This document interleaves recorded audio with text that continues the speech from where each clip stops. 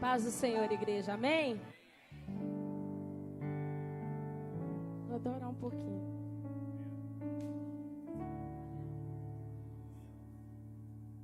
Aleluia. Você pode ficar de pé? Tá todo mundo meio cansadinho hoje, né? Natural, quarta-feira é o meio da semana. Mas só que quando nós estamos na presença de Deus, eu esqueço até que eu tô doente. Eu esqueço que eu tô cansado, eu esqueço que eu tô triste, eu esqueço tudo. Porque o Senhor está aqui, Ele me fez. E eu, às vezes, não me conheço, mas Ele me conhece muito bem. Ele te conhece muito bem. E Ele sabe que você está aqui. E há possibilidades para você adorar Ele nessa noite? Existe alguma possibilidade para você entregar algo a mais para o Senhor? Aquilo que você entrou nessa porta achando que você poderia entregar, existe a possibilidade de ser um pouco mais? Eu quero que você erga suas mãos. Oh, oh, oh,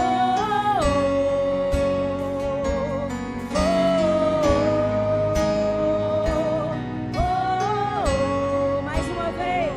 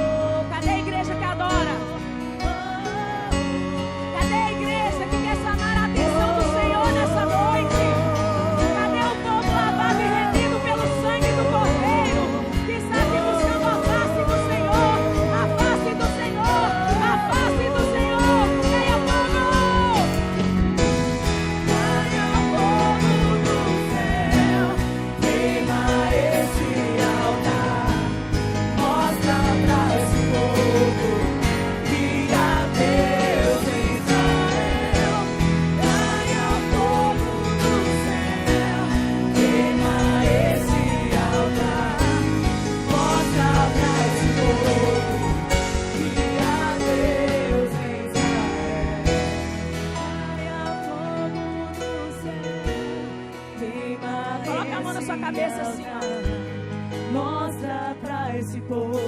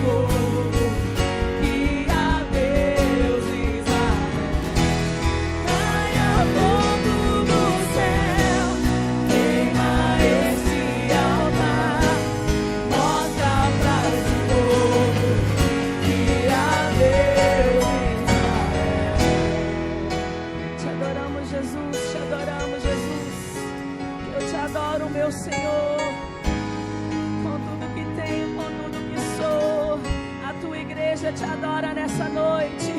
Senhor, o teu povo está aqui para te ouvir, ó Pai. Senhor, que ao passar do tempo eles não precisam de lembrar quem falou, eles não precisam de lembrar, Senhor, do meu rosto, do meu nome, mas eles precisam lembrar que a tua palavra, Senhor, é a tua palavra, Deus.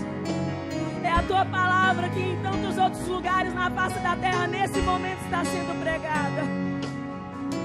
É ela juntamente com o teu Espírito Santo que pode mudar vidas. É somente ela que faz, ó Deus, altares destruídos, ó Deus, fumegarem no fogo do teu Espírito Santo. É a tua palavra, Senhor, na nossa vida. Eu te louvo nessa noite. Fala com a tua igreja, em nome do teu Filho amado Jesus. Amém, amém. Adora ao Senhor. Aleluia. Irmãos, peço desculpas aos irmãos terem me aturado de novo hoje. Amém. Abra comigo a sua Bíblia. Vamos direto àquilo que Deus vai falar conosco. Muito obrigada, pastora Marta, a missionária Renata, que acho que ela não está aqui hoje, pelo convite. Que Deus abençoe a vida de vocês, a toda a igreja, aos nossos pastores. Eu já mandei uma pressão psicológica para os nossos pastores voltar. Estou brincando, irmãos. Mandei, mas eles estão lá por uma necessidade. Amém? Então, a obra precisa deles lá para poder assinar papéis, dar andamento em coisas. E é por isso que eles estão lá, mas já estão de volta. Amém? Nós estamos com saudade deles, né? Quando ela pisa no aeroporto, lá no Valadares, ela fala assim: já estou com saudade, volta, por favor. Ela fala: nem tirei a poeira da estrada ainda. Amigos, abram comigo as suas Bíblias no livro de Josué, capítulo 24. Buscando o Senhor, o que falar nessa campanha, onde muito já se falou sobre altares, sobre fogo, sobre tipos de altares, sobre a vida separada para o Senhor. E eu busquei do Senhor, irmãos, e Deus falou comigo uma palavra simples, mas eu espero que encontre morada no seu coração, que faça diferença na sua vida, assim como fez na minha. E você não se incomode não quando Deus bate muitas vezes na mesma tecla. É porque Ele sabe que a igreja dele precisa de ser lembrada de coisas. E é justamente isso que Deus falou. O tema da mensagem é: um altar com fogo sempre vai ser um altar com história. Um altar com fogo sempre vai ser um altar com história. Amém? Abra comigo o capítulo de Josué, capítulo 24, versículo 15. 14. Amém? Josué 24, 14. Um altar com fogo será sempre um altar com história. Amém? Vamos ler. Agora, pois, temei ao Senhor e servi-o com integridade e fidelidade. Algumas traduções estão com sinceridade e verdade. Deitai fora os deuses, os quais serviram vossos pais além do Eufrates e no Egito, e servi ao Senhor. Porém, se vos parecer mal servir ao Senhor, escolhei hoje a quem sirvais. Se aos deuses a quem serviram os vossos pais da além do Eufrates, ou aos deuses dos amorreus cuja terra habitais. Porém, eu e a minha casa serviremos ao Senhor. Amém? Se assente no seu lugar dando glória. Já você vai entender porque que o tema da mensagem é: um altar com fogo sempre vai ser um altar com história. Então vamos lá começar a prender a sua atenção com uma coisa de hoje. No mundo de hoje, irmãos, está tudo muito evoluído, né? Tudo muito evoluído. A gente tem, cada dia que passa, a ciência faz uma descoberta nova. E aí amanhã, o que a ciência descobriu hoje já está passado, já está evoluído. Não é verdade? Tudo que nós procuramos hoje é facilidade. Eu uso muita expressão: estou na América. E estar na América hoje significa uma praticidade de coisas que talvez você não teria em outro lugar, né? Aqui a gente, lá no Brasil também tem, mas aqui comer feijão cozido na panela de pressão é difícil. Tem a latinha já pronta, já tem o quiabo já picadinho, congelado. Já tem tantas coisas para facilitar a nossa vida. Então, assim, é um mundo, uma gama de coisas que você pode escolher. Porém, tudo que nós fazemos hoje pode ser facilmente documentado. Pode ser fotografado, pode ser filmado. Em alguns lugares é transmitido ao vivo, em tempo real, para todos os lugares do mundo. As pessoas hoje têm uma facilidade muito grande. Antes, quando você vinha para a América e você engravidava, tinha um filho, seus pais lá no Brasil, a família conhecia, depois que o menino já tinha dente, já estava falando, porque mandava uma carta, pegava o navio, pegava o bote, pegava o drone, fazia até chegar lá. Hoje em dia não, a sua mãe acompanha cada centímetro da sua barriga e do bebê desenvolvendo, não é verdade? E tudo isso nos ajuda a documentar histórias e a guardar memórias, não é verdade? Só que agora, já que eu trouxe você para o dia de hoje, agora eu vou levar você lá para o Antigo Testamento. Lá não tinha nada disso. Lá o que Deus fazia hoje, amanhã, se não tivesse alguém que lembrasse aquilo que Deus tinha feito, ficaria para trás. Então, tudo que era feito tinha necessidade de ter alguém, uma testemunha ocular, uma testemunha que estava presente para contar e repassar os fatos para outra pessoa ou documentar na escrita. E aí tinha uma pessoa que ficava responsável por contar e se fazer lembrado aquilo que Deus tinha feito. Por que isso, irmãos? Porque a nossa memória, ela é muito frágil e muito fraca. Se eu perguntar hoje para você, o que você almoçou hoje? Quem lembra o que almoçou hoje?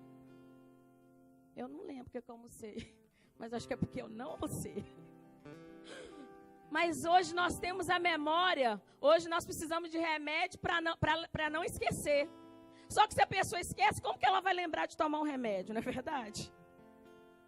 E no Antigo Testamento não existia nada disso.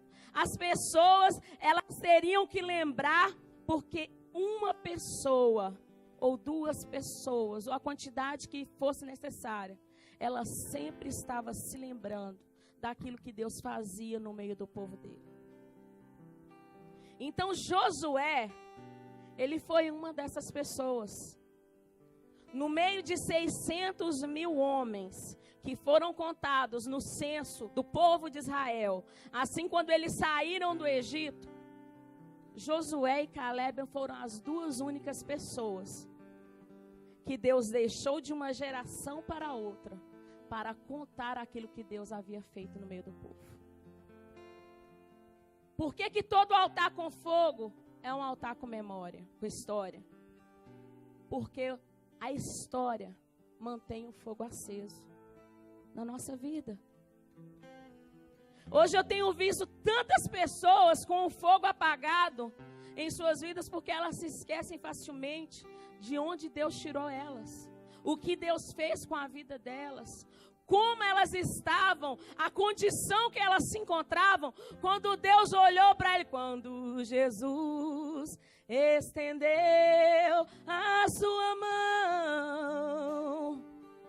Eu era pobre, perdido, sem Deus e sem Jesus, quando ele estendeu a sua mão para mim. Bem baixo. E é isso que acontece com as nossas vidas. Hoje a palavra do Senhor é para que você se lembre novamente. Sabe quando você dá a volta e sempre cai na mesma coisa? É porque nós precisamos de nos lembrar, irmãos. Josué foi esse homem que o Senhor comissionou, que o Senhor chamou e separou. Nos capítulos finais de Deuteronômio, o último livro do Pentateuco, no capítulo 31 até o 34, nós vemos uma transição de gerações, onde Moisés, já vivendo os seus últimos dias, passa para Josué a autonomia e a autoridade para conduzir o povo até a terra da promessa, porque Moisés já sabia que ele não pisaria na terra da promessa, Deus já havia falado com ele. E Josué, ele acompanhou Moisés em muitas coisas. Em todos os milagres, as operações de maravilhas que o Senhor havia realizado através do líder Moisés. Josué estava lá olhando. Estava lá olhando. Eu vou falar de Josué, mas teve Caleb também, tá, irmãos? Mas hoje Josué vai ser o nosso ponto principal da mensagem. E ele estava ali olhando tudo, ele participava de tudo, e ele capturava, ele filtrava tudo. E aí eu posso ver o poder da influência de uma pessoa na nossa vida. Josué, além de ter a chamada de Deus, ele foi influenciado por tudo aquilo de bom que ele via o líder fazendo. Aí hoje a gente fala assim, irmãos, você precisa, escute bem o que eu estou falando, pastora, pode parecer errado. Você tem que ter um referencial maior que é o Senhor. Porque Ele jamais te decepciona, Ele jamais te abandona, Ele jamais te deixa. Mas você precisa de ter um referencial, alguém que você olha e fala assim, poxa, eu quero ser parecido, eu quero aprender, eu quero chegar até onde essa pessoa chegou. Não com um olhar de cobiça, mas com um olhar de admiração. É tão bonito, hoje em dia nós quase não podemos fazer isso com alguém, porque as pessoas hoje em dia, ou elas estão ao extremo de ter medo, ou elas estão no extremo de achar que todo mundo as inveja. E dentro da casa de Deus, não tem nada demais você achar alguém, nossa, essa pessoa é bacana, vamos ficar junto. Semana passada uma pessoa chegou para mim e falou assim, olha, alguém me falou assim, que eu vou andar com a pessoa sábia e você sabe. Aí eu falei, você acha que acontece o contrário?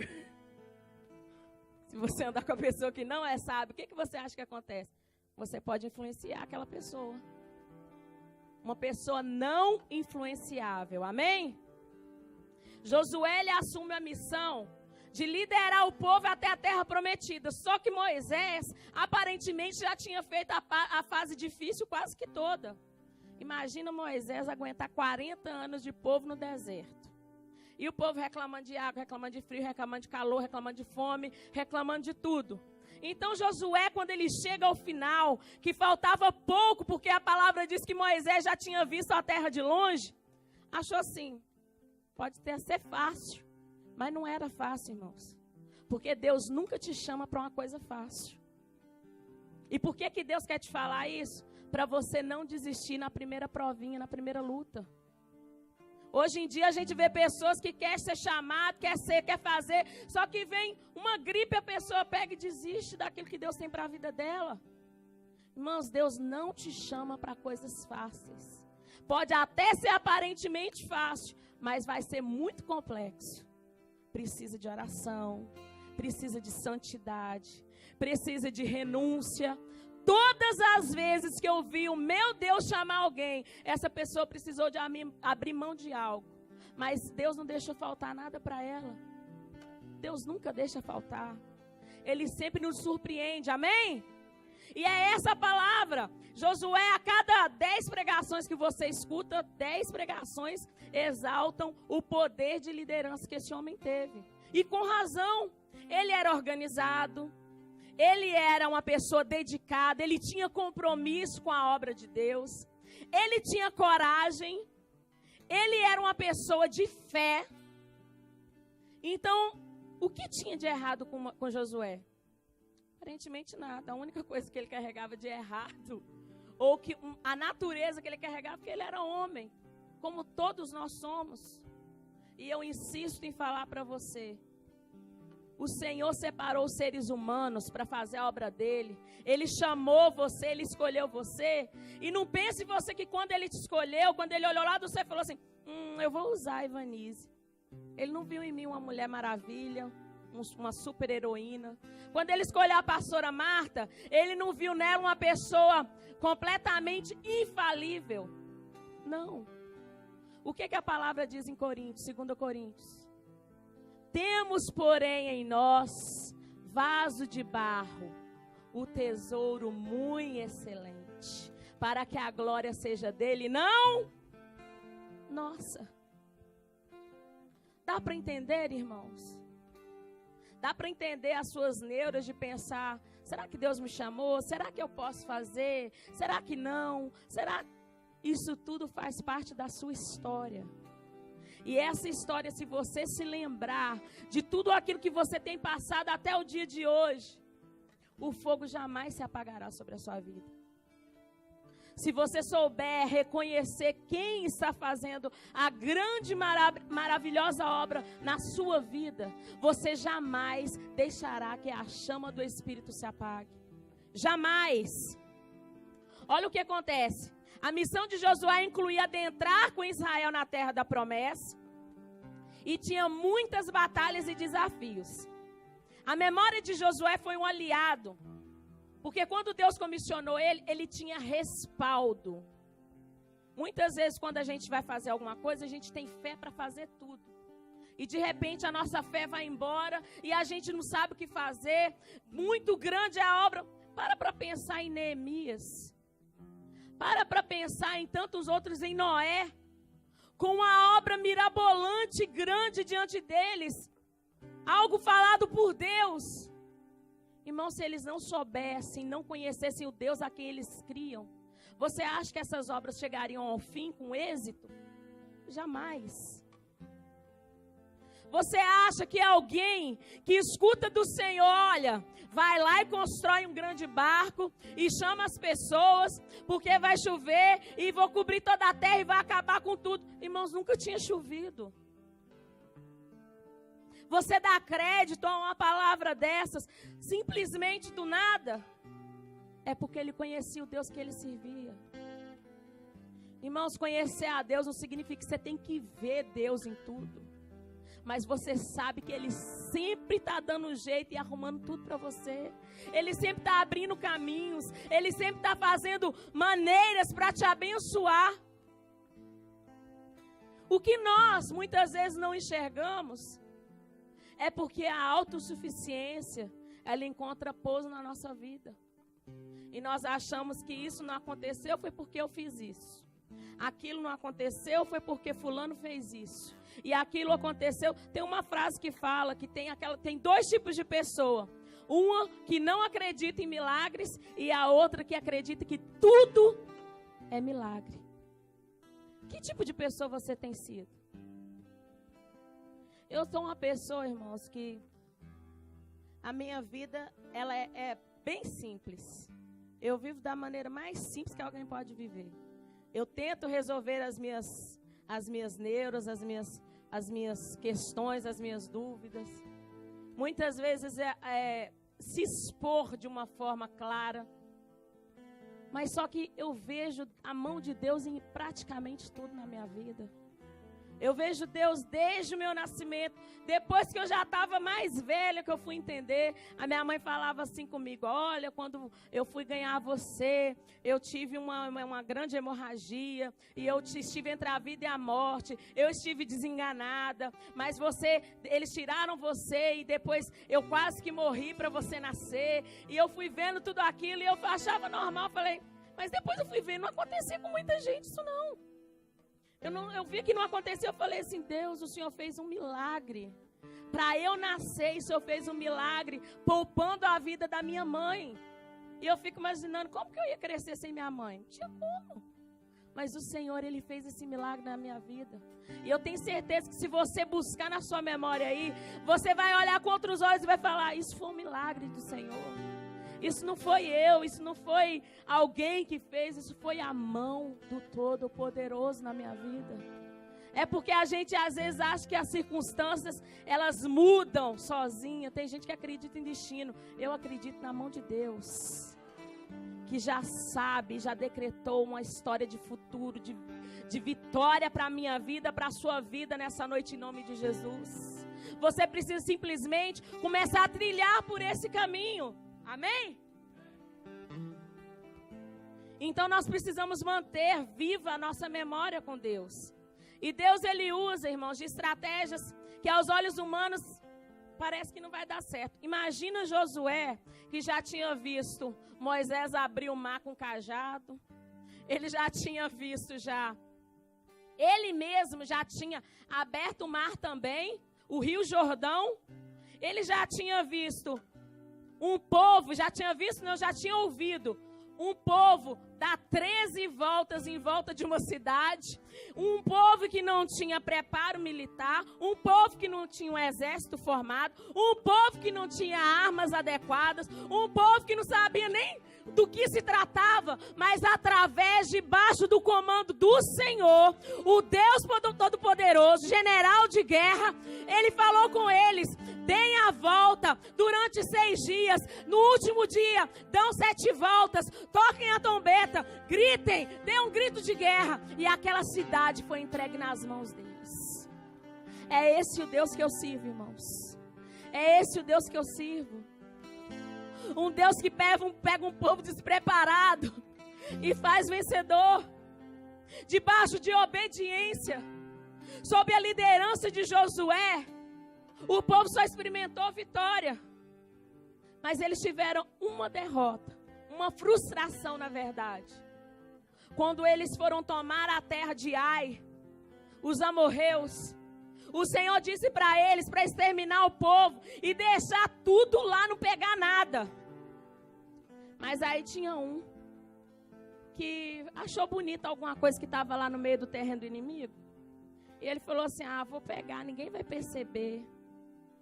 Ninguém vai perceber, irmãos. Pode ninguém perceber, mas Deus está te vendo. Deus está te vendo. Uma vida que anda em desobediência é uma vida que não existe êxito. E o Senhor sabe para quem Ele está falando aqui nessa noite. Você sabe que você está em desobediência com o Senhor.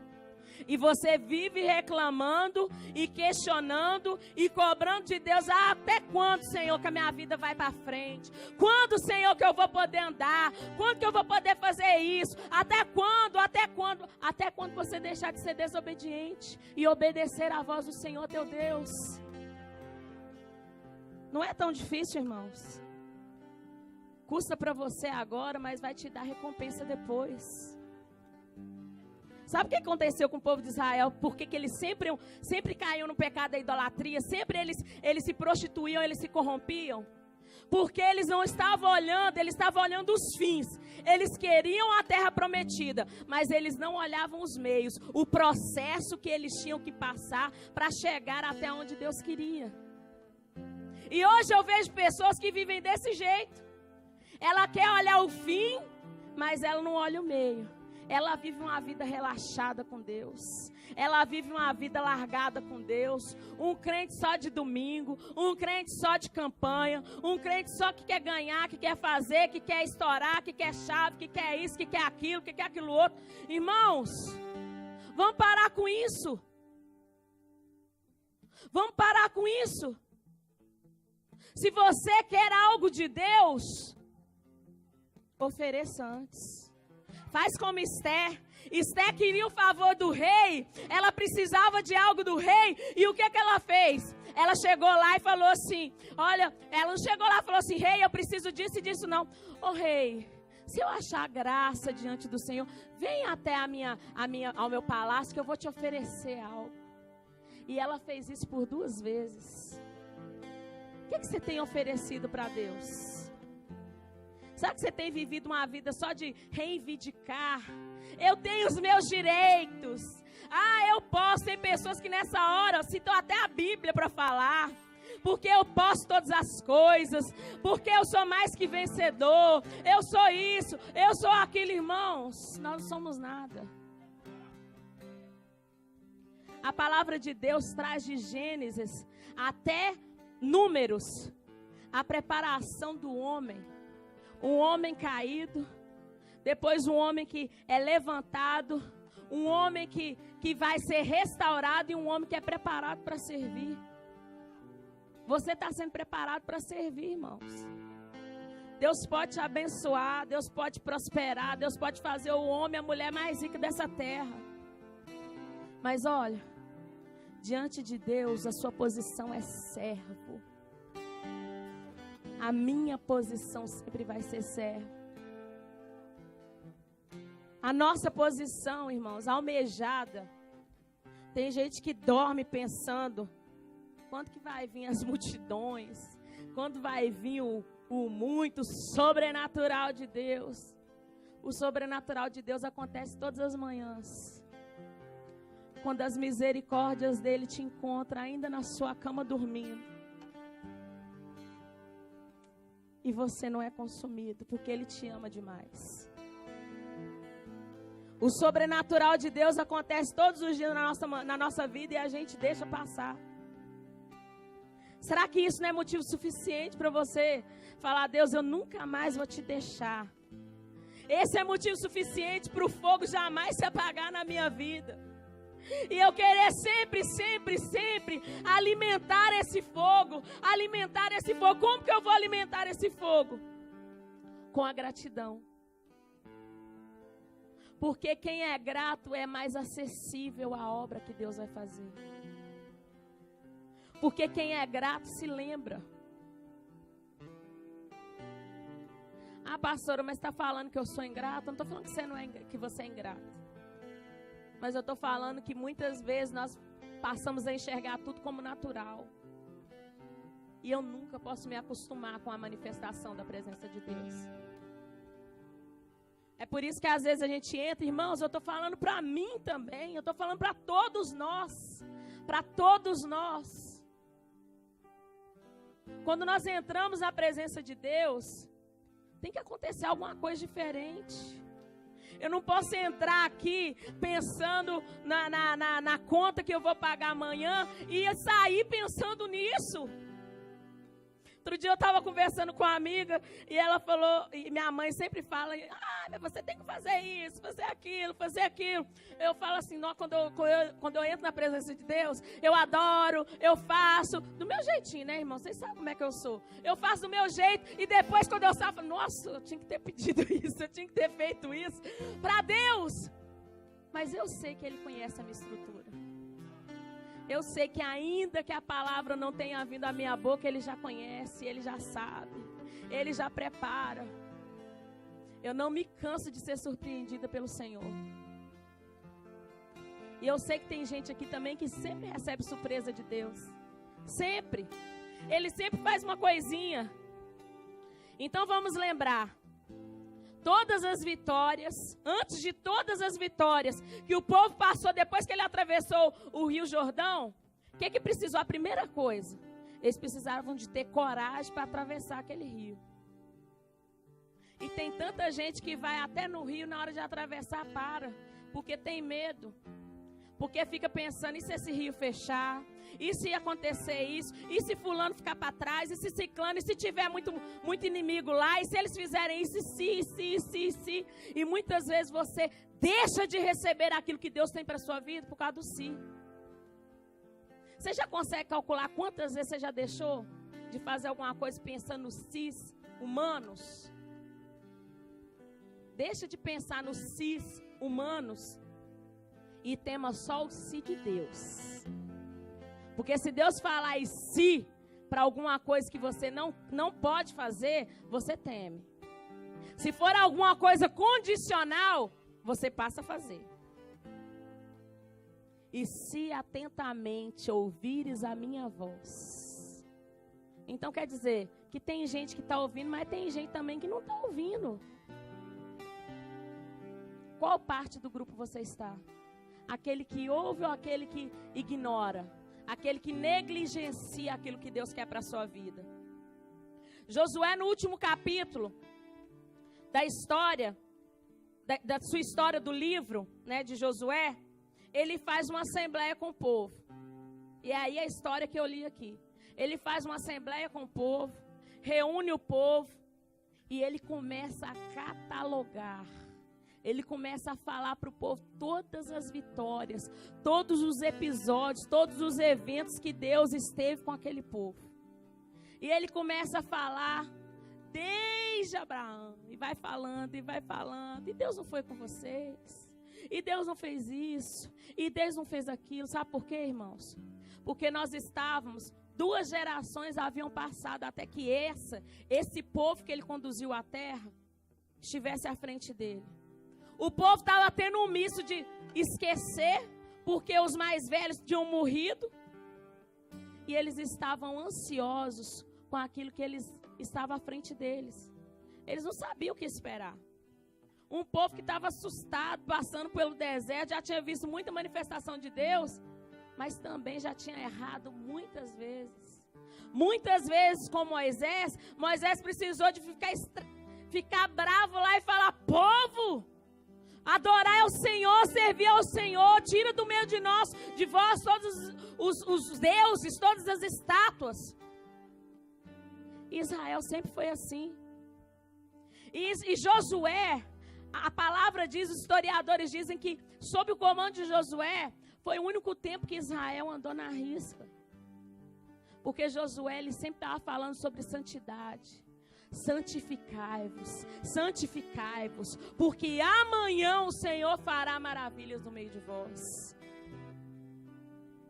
Há conserto de vida quando nós sempre andamos com essa palavra na nossa mente, com essa palavra no nosso coração. Porque como eu falei no domingo, hoje o pão é novo, mas quando a palavra vem para o nosso coração, ela se torna em ação. E nós passamos a praticar aquilo que nós temos no nosso coração. Você tem que parar de achar que sabe demais a Bíblia e passar a praticar mais. Você já viu pessoas que você vai falar a palavra para ele conhece de cabo a rabo a palavra, mas praticar zero. Não faz. Não faz. Irmãos, a palavra não vai trazer mudança de vida se você conhecer. Ela vai trazer mudança de vida se você praticar.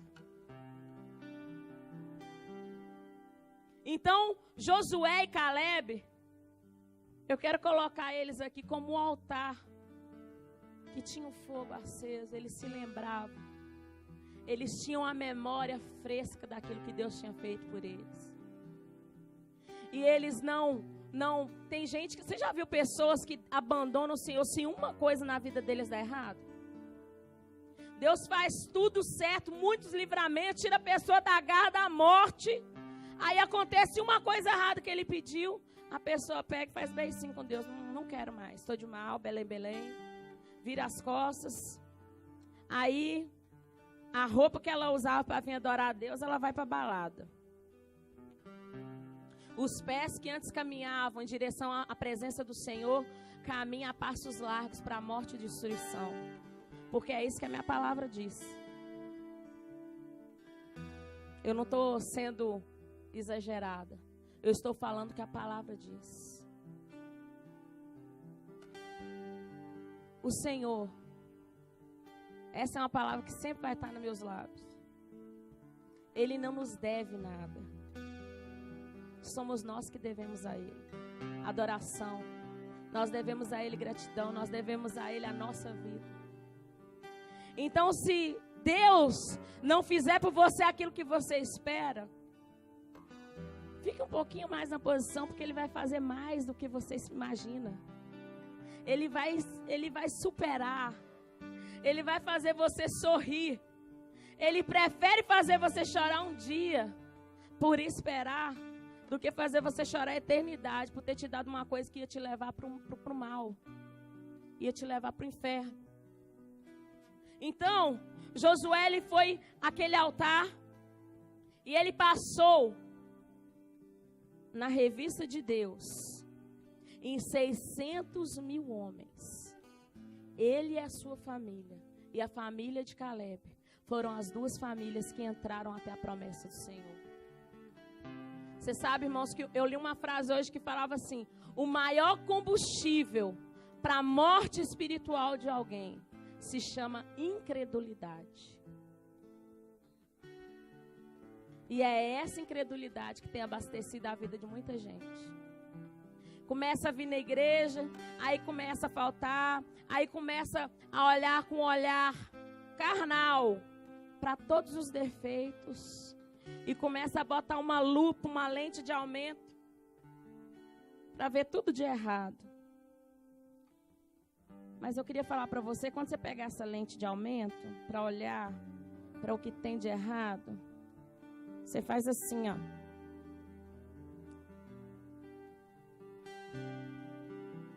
Olha para você. A incredulidade encontra pouso na vida de pessoas que exigem muito do outro e nada de si. A incredulidade encontra pouso na vida de pessoas que fazem expectativas no homem e deixam de colocar a sua confiança em Deus. Porque eu não vou conhecer alguém que tenha posto a sua fé e confiança no Senhor e essa pessoa tenha se tornado incrédula. Converse com pessoas lá fora que abandonaram a igreja, que abandonaram a presença do Senhor, que abandonaram os caminhos do Senhor. Pergunta para elas qual foi o motivo. Fala assim: onde foi que Deus errou com você, meu amado, minha amada? Veja o que eles vão responder. Eles têm a resposta pronta. Deus não falhou comigo. Quem falhou foi A, foi B, foi C, foi D. Mas eu sei que Deus é fiel. Só que sabe o que falta, irmãos? Falta força para voltar. E aqui eu também vou fazer um parêntese que nem estava aqui. Josué e Caleb, eles forçavam o povo, mesmo que talvez estava querendo, estava quase caindo lá, eles forçavam o povo a acreditar que Deus tinha feito, porque eles mantinham a memória deles funcionando e lembrando das coisas que Deus fazia, das coisas que Deus fez e das coisas que Deus faria por eles, amém? Fica de pé no seu lugar agora.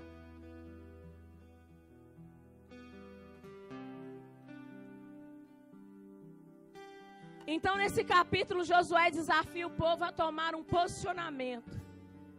E aí, no capítulo, no versículo 14, ele fala de uma forma imperativa. E olha o que ele diz: temei ao Senhor, temei ao Senhor, servi com sinceridade. É imperativo, serve Ele com sinceridade, com verdade. Tira do meio de vocês os deuses dos seus pais, todo altar de idolatria, tira do meio de vocês. Irmãos, entenda que hoje nós não consideramos idolatria somente deuses feitos de madeira, de gesso, de barro. Hoje pode ser idolatria para você o seu trabalho. Pode ser idolatria para você o seu esposo, a sua esposa, o seu filho, a sua filha.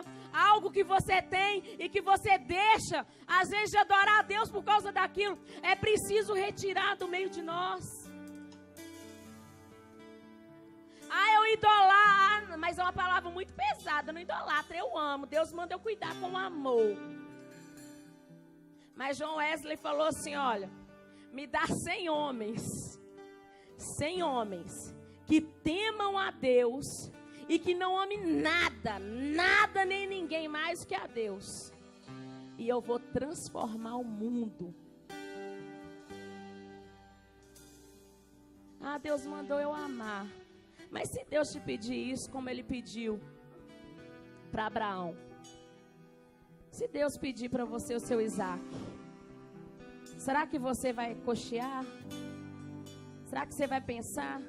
Depois que ele fala isso, ele ainda dá direito de escolher. Ele fala assim: escolhei hoje. E o povo perece hoje, irmãos, porque ele não sabe escolher. Ou então porque ele protela a escolha. Porque ele fica assim: não vou escolher não. Sabe por quê? Porque ele deixa de se posicionar. Muitas vezes eu acreditei que nós, como cristãos, nós devíamos ficar quietinhos e ficar e deixar que as coisas se resolviam porque Deus queria assim. Mas hoje eu já mudei minha mente. A igreja precisa de se posicionar, porque no silêncio muitas pessoas ficarão perdidas, mas com a voz de autoridade que emana da igreja, através debaixo da autoridade que o Senhor nos deu, nós podemos ser porta-vozes da voz do Senhor para o mundo lá fora. Você não tem que ficar calado não, irmãos. Está entrando um ecumenismo para dentro de todas as igrejas. E nós vemos pessoas preocupadas a agradar a todos e desagradando ao dono da igreja. E nós não podemos aceitar. Nós não podemos nos calar. Josué fala: escolhei. E ele ainda diz com urgência: escolhei, mas escolhei hoje. É a urgência do Senhor nos dias de hoje. Não é escolher amanhã, não é escolher quando você estiver na terceira idade, não é escolher agora. Quem você quer servir? Em 1 Reis diz: até quando cocheareis entre dois pensamentos? Se o Senhor é Deus, mas se Baal é Deus. E o povo, o que o povo fez? O povo não respondeu. Porque no silêncio o povo pensa que está ganhando tempo, mas ele está perdendo tempo. E quanto tempo você já perdeu até hoje? Quanto tempo eu já perdi? Quanto tempo você já perdeu achando assim: ah não vou assumir um compromisso com Deus agora não, que eu vou curtir minha vida, eu vou fazer isso, o meu ministério pode esperar. Ah não, esse negócio de ficar estudando a palavra para pregar, porque talvez Deus já usou pessoas para falar com você, você vai ser pregador da palavra, você vai ser levita, mas só que tudo isso exige uma renúncia. Exige que a sua carne não doa mais. Porque tem gente que é tão vivo, que quando toca nele, dói. E ele quer revidar, ele quer justificar, ele quer falar, ele quer ter direito de resposta. Mas hoje em dia está chegando o dia que Deus não está usando quem está vivo, Deus está usando quem está morto. Quem está morto, morrer para a minha vontade, morrer para o meu desejo, morrer para mim, para as minhas justificativas. Eu não preciso de me justificar, porque já não dói mais. Quem toca em mim está tocando em Deus. Quem toca na sua vida está tocando no Senhor. Não tente consertar coisas, irmãos. Esse papel é do Senhor. Esse papel é de Deus. Escolhei hoje. E a palavra em Hebreus 4, versículo 7 diz: se ouvirdes a voz do Senhor, não endureçais o vosso coração. É um combo, uma coisa leva a outra. A incredulidade endurece o meu coração, ela esfria os meus sentimentos, ela cega os meus olhos, ela encolhe as minhas mãos. E é de tudo isso que eu preciso para exercer aquilo que Deus confiou a mim. Eu preciso de visão perfeita para enxergar. Eu preciso de ter minhas mãos estendidas para ajudar aquele que está lá fora. Eu preciso de ter meus pés caminhando em direção, quão formosos são os pés daqueles que anunciam as boas novas. Eu preciso de tudo isso. Não endureça o seu coração nesse dia. Amém? Um propósito definido. Então você vai escolher entre Deus, ou você vai escolher entre os deuses dos seus pais, os amorreus. Você tem um propósito na sua vida? Você sabe o propósito da sua vida nessa noite? Aquilo que Deus te chamou, você entende? Você entende e você valoriza aquilo que Deus chamou você para fazer? Tem gente que vem na igreja só para ganhar, mas eu acho que a pessoa não acredita mais que tem céu. A pessoa não acredita em mais nada, ela só quer fazer o que é correto. Um dia eu estava aconselhando um casal e eles são pessoas que ainda não aceitaram Jesus, mas em nome de Jesus está quase lá. E eu falei com eles assim: sabe qual a pessoa mais difícil de vir para Jesus? É aquela que aparentemente não faz nada de errado, não tem vício. Ela é uma pessoa de caráter, uma pessoa íntegra. Mas falta uma coisa.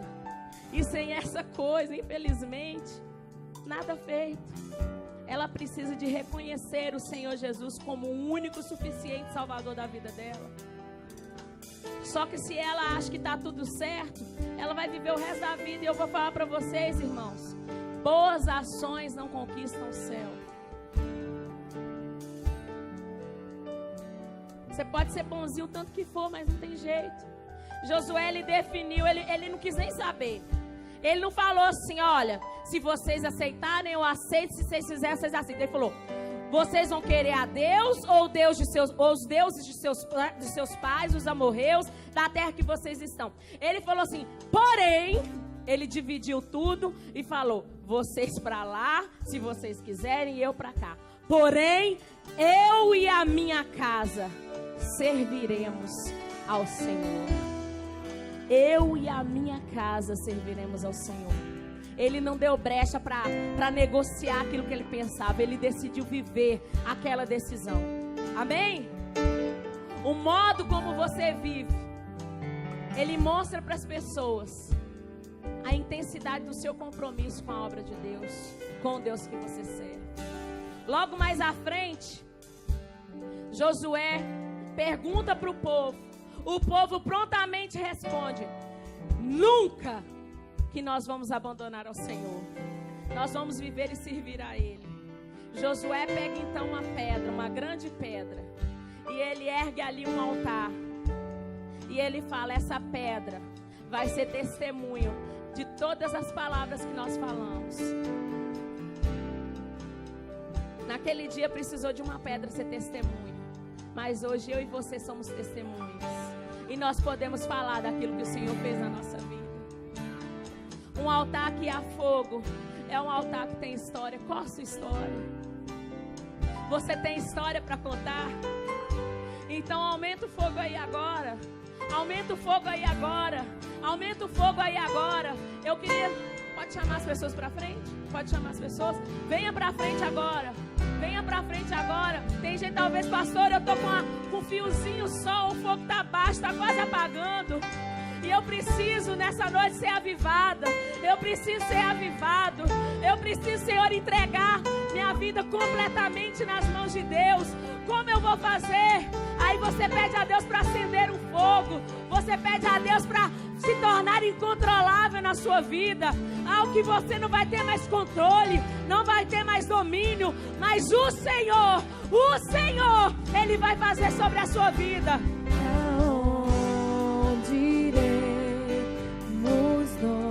Não tem lugar, Senhor, para irmos. Só tu tens a vida eterna. Pode chegar mais à frente, irmãos. Iremos nós. Só tu tens a vida. Eu queria saber se nessa noite, eu sei que culto de libertação, mas eu acho que o Senhor não deixa eu pregar se eu não fizer isso. Eu queria saber se existe alguém aqui nessa noite que quer voltar aos caminhos do Senhor. Ou talvez você ainda não tomou essa decisão e você quer tomar essa decisão hoje. Eu queria que você erguesse as suas mãos onde você está. Você quer recomeçar de novo uma história com Deus. Talvez você deixou essa história ser interrompida por uma decepção, por uma história inacabada. Mas hoje o Senhor está aqui. E Ele não despreza a sua história. Ele não despreza tudo aquilo que você viveu com Ele. Muitas vezes somos nós que desprezamos. Nós que rejeitamos a história que Deus tem com a nossa vida. Mas hoje eu quero saber se existe alguém aqui nessa noite que quer consertar, quer fazer de novo, quer ter o altar com a chama do Espírito Santo fumegando aí no nível alto. Existe alguém aqui nessa noite? Existe alguém que quer recomeçar, que quer fazer de novo? Eu fiz errado, mas eu vou consertar. Nós precisamos resgatar a nossa posição, irmãos. A nossa posição para a história dessa geração. O cristão não vive só para ele. O cristão vive para uma geração. Porque foi através da história de muitos cristãos, de muitas pessoas que serviam a Deus, que essa palavra foi escrita, inspirada por Deus, mas com o exemplo de todas essas pessoas que não negociaram a sua fé, com pessoas que foram fortes, corajosos, que não temeram as lutas. Existe alguém nessa noite?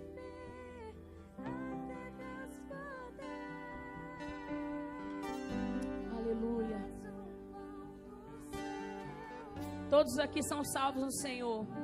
Se o Senhor nessa noite pedir a sua vida, você sabe aonde você vai morar. Você sabe para onde você vai. Você sabe o destino da sua alma. Amém. Amém. Se não existe nada na sua vida que precisa ser consertado, então agora nós vamos erguer as nossas mãos e vamos pedir a Deus que o fogo dele venha sobre a nossa vida. Fogo que vai consumir toda a incredulidade no nosso meio, em nome de Jesus. Fogo que vai consumir todo resquício humano, todo resquício do Egito sobre a nossa vida vai ser queimado agora. E nós vamos viver aquilo que Deus quer que nós vivamos. Senhor amado, Pai, a tua igreja está aqui nessa noite. Deus, cada pessoa que está aqui no teu altar, ó Pai, Senhor, que busca algo do Senhor, eu peço a Ti agora, passe com a Tua revista no nosso meio, sobre a nossa vida, sobre o nosso coração, Senhor, sobre a nossa mente, Pai, sobre esses objetos aqui no Teu altar, Senhor.